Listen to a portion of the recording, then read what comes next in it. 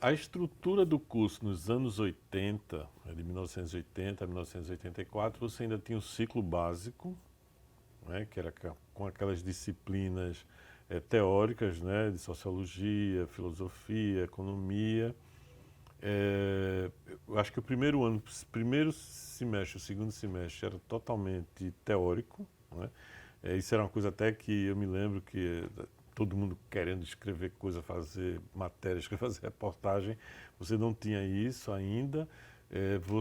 Mas a disciplina você tinha fundamentos da comunicação, eu acho que era, e tinha de teorias da introdução. Eu acho que tinha duas disciplinas, que era de teórica e era a professora Salete Talk, né, que era a professora da disciplina. É claro que os debates, as discussões já, né, traziam, né, essas questões do jornalismo, da comunicação nessas disciplinas, mas efetivamente a gente não produzia nada, né, não produzia texto. Eu me lembro que os alunos, a gente se movimentava até para criar um jornal, sabe aquele jornal mimeografado? Eu acho que chegou até, acho que se não me engano foi Voo Livre, eu acho que teve isso.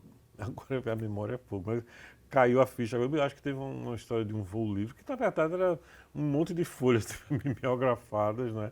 Com textos um pouco sem nenhum rigor, né? Porque não tínhamos ainda tido disciplinas de técnica de reportagem, nem de TV, nem de rádio. Então, isso sempre ficava mais, eu acho que da metade do curso para frente. Eu acho que nos dois últimos anos é que você tinha realmente, digamos assim, uma imersão maior na produção de conteúdo jornalístico. Você aprendia realmente.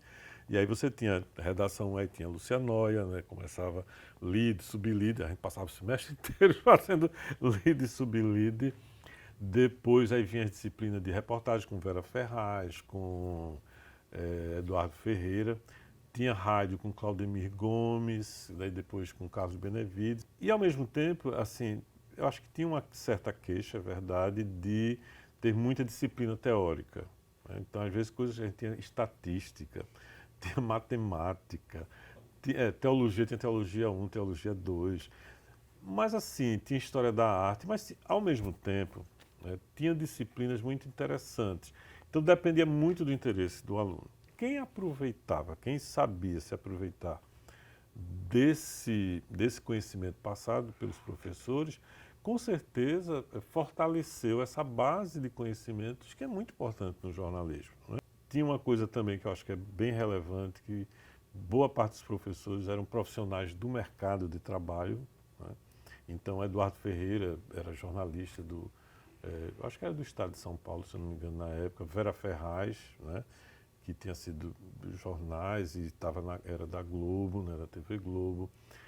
Então, Carlos Benevides. Então, todos esses profissionais, né, atuavam no campo de trabalho deles e então a sala de aula era muito rica, né, porque a gente tinha esse contato com esse conhecimento mais teórico, mas com pessoas que eram profissionais que traziam suas experiências, suas vivências para a sala de aula. Bom, as disciplinas quando eu era aluno do curso de jornalismo, a disciplina de televisão ainda era analógica, né? Enfim, a Universidade Católica, o curso tinha um estúdio de TV, mas assim, só tinha uma câmera, né? Ou eram duas câmeras, eu não vou lembrar direito, né? Digamos assim, mas não era muito diferente das emissoras de TV, né? Então, mas assim, você não tinha os equipamentos, né, como você foi ter depois, né? Então as câmeras, você não tinha equipamento para sair, porque veja só, naquela época, se eu não me engano, estavam começando a ter as emissoras de TV, a ter câmeras de vídeo, né, para ir para a rua, mas ainda, por exemplo, o Canal 11, eu acho que ainda usava filmes em 16 milímetros, para você ter uma ideia, né? Ele está falando no início dos anos 80, né, 70 para os anos 80. Enfim, então a disciplina de televisão, ficava restrita ao estúdio, né? Então a gente fazia entrevistas, né? Era possível, né? Porque como a câmera tinha uma câmera fixa que ela não saía, né? Era uma câmera que ficava no estúdio, você fazia, era possível fazer entrevista e você produzia textos, né? Para como se fosse para o telejornal. Eu me lembro da gente apresentando telejornais, mas sem essa facilidade que se tem hoje de usar imagens em movimento, né? A que marca muito são as mudanças tecnológicas, né? Então, eu volto em 1992 e nesse primeiro semestre ainda tínhamos máquina de escrever, tal e qual quando eu era aluno, né, nos anos 80. Mas aí já estávamos no período de transição, as redações já estavam começando a utilizar os computadores, né? Então esse novo momento estava chegando e, de certa forma, eu participei muito ativamente, né, dessa mudança. Então, essa transformação, que é uma mudança técnica, do ponto de vista de equipamentos, de recursos, mas que interfere, né, numa série de coisas na produção de conteúdo noticioso, enfim, a maneira de pensar o jornalismo foi mudando e esse período todo foi, digamos assim, muito intenso porque parece que cada ano tinha uma novidade, nunca era a mesma coisa, né? Embora a base do jornalismo estava lá, né? Como permanece até hoje os princípios básicos do bom jornalismo, a gente nunca perdeu de vista isso aqui na Universidade Católica. Sempre tivemos muito cuidado, né, com essa postura ética, né, o que se espera de um bom jornalista, mas ao mesmo tempo estávamos muito atentos às mudanças. Essa modernização já veio depois, eu não alcancei, né, esse estúdio mais moderno, versátil que existe hoje, com as câmeras fazendo reportagem externa, né, tudo isso foi possível um pouco tempo depois, quando começaram a surgir as câmeras profissionais ou semiprofissionais, então isso passou a ser possível. Mas no meu tempo de aluno era muito restrito por conta da época mesmo, né? Os recursos tecnológicos eles eram muito limitados, né? Isso não era um problema da universidade, mas era como funcionava o telejornalismo de certa maneira. Engraçado, eu nunca trabalhei em televisão. Nunca trabalhei em televisão.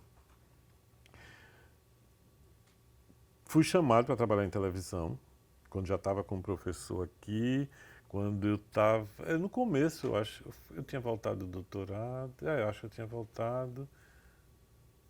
Eu não me lembro direito, eu tinha voltado do mestrado, surgiu, Vera Ferraz me chamou, eu não quis.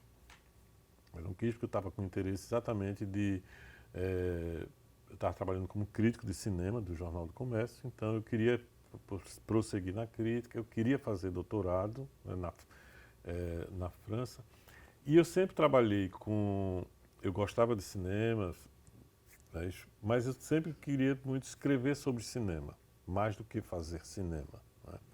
E então eu sempre juntei o jornalismo, né, a produção jornalística, com o cinema nessa chave da crítica de cinema, né? Tanto é que em São Paulo, quando eu estava fazendo mestrado, trabalhava na editora Abril e no início da Sete, lembra da revista Sete? Eu fiz umas colaborações na Sete logo no início. Depois eu não prossegui porque tinha o mestrado, era muita coisa, enfim. Mas publiquei algumas resenhas críticas na Sete.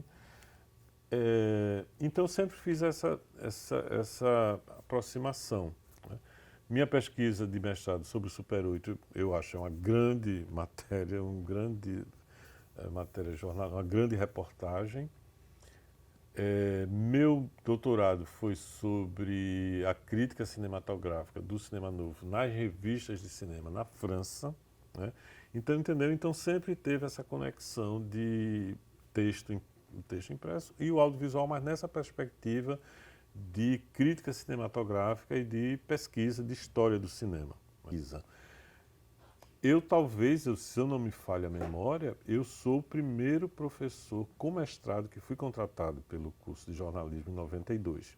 Porque quando eu cheguei aqui em 92, eu já tinha um mestrado que eu tinha feito na USP, né, um mestrado em cinema, em artes, né, mestrado em artes da USP, mas voltado, nem era para televisão, era para cinema, eu fiz o mestrado em cinema. Então, eu acho que eu fui o primeiro professor nesse período com mestrado. Olha, são diversos fatores, eu acredito. Assim, é um conjunto de fatores que vai determinar, digamos, esse interesse.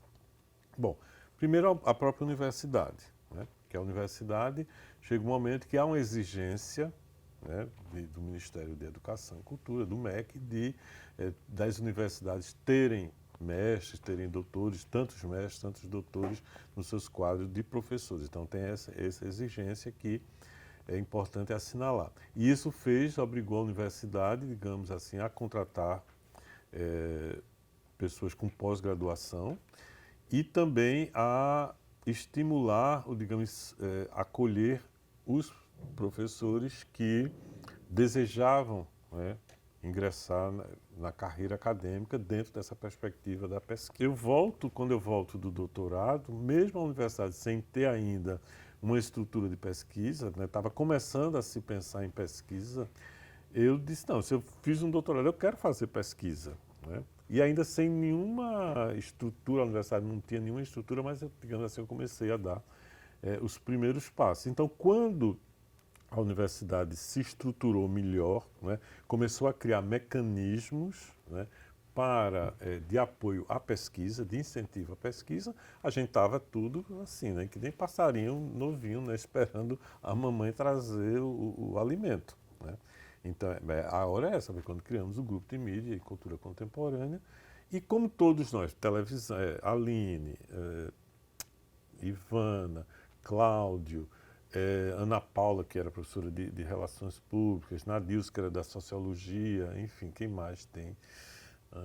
Posso estar esquecendo alguém, mas enfim, então tinha esse grupo que tinha Maria Eduarda Rocha, que também era daqui, a gente tinha uma afinidade, né, de interesse com audiovisual, além de Aline e Ivana eram professores de televisão, tinham trabalhado, feito telejornalismo, e Ivana começou a pesquisar televisão, então, sabe, uma coisa veio junto com a outra. A outra, a gente começou a trazer eventos acadêmicos para cá. Então, em 2004 nós realizamos a Socine aqui, em 2011 teve o congresso da Intercom aqui, né?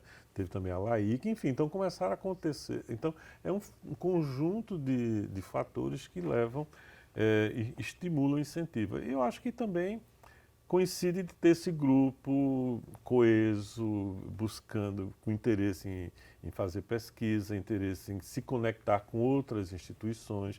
Então, o caso eu e Ivana, né, a gente participava do OBTEL, que é o Observatório da Teledramaturgia, da professora Maria Imaculata.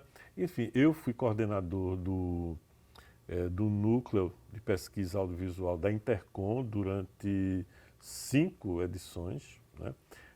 Quem criou o núcleo de pesquisa foi Arlindo Machado. Imagina, Arlindo Machado saiu, eu assumi, né, esse lugar, né, na época. Então, passei 5 anos como coordenador do núcleo de pesquisa de audiovisual. Enfim, então tudo isso era estímulo, que aí começa aqui a ter PIBIC, iniciação científica, então motivava a gente a ter projeto de pesquisa, né, entendeu? Então, é um conjunto de fatores. Então, acho esse fortalecimento da pesquisa audiovisual surge em função desse contexto favorável, mas, é claro, também encontrou um corpo docente que estava estimulado, né, ansioso por fazer esse tipo de trabalho.